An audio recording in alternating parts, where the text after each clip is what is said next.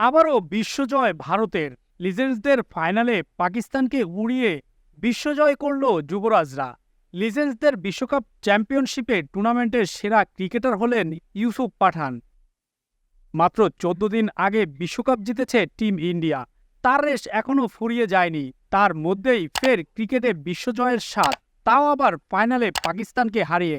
লিজেন্ডসদের বিশ্ব চ্যাম্পিয়নশিপের ফাইনালে পাকিস্তানকে ৫ উইকেটে হারিয়ে ট্রফি জিতে নিলেন যুবরাজ সিংরা। ফাইনালে পাকিস্তানের দেওয়া ১৫৭ রানের টার্গেট ১৯.১ ওভারে টপকে যায় ভারত। ২ সপ্তাহের ব্যবধানে আরও একটি শিরোপা জিতল ভারত।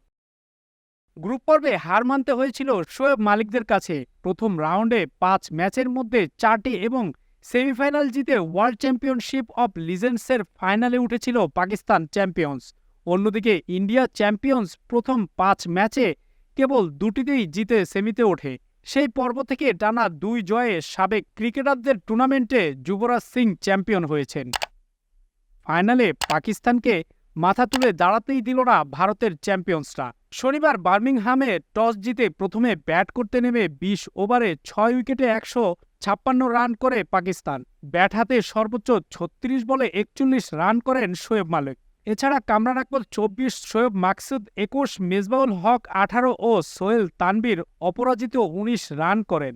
ভারতের হয়ে অনুরোধ সিং ৪৩ রানের বিনিময়ে সর্বোচ্চ ৩ উইকেট এবং একটি করে উইকেট শিকার করেন বিনয় কুমার, পাওয়ান নেগি ও ইরফান পাঠান।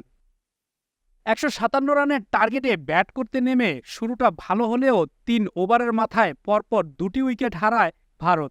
এরপর পার্টনারশিপ গড়েন আম্বাতি রাইডু ও গুরকিত Singh.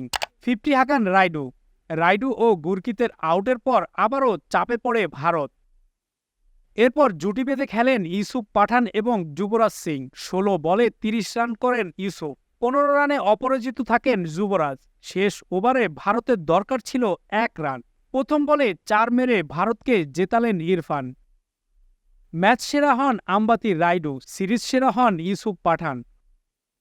World championship of লিজেন্ডসের champion হয়ে ভারত পায় ট্রফি ও ২ লাখ মার্কিন ডলার, যা বাংলাদেশি মুদ্রায় ২,৩৪,৩৩,০০০ টাকা। অন্যদিকে রানার্স আপ পাকিস্তান পায় ১ লাখ মার্কিন ডলার, যা বাংলাদেশি মুদ্রায় ১,১৭,১৬,০০০ টাকা।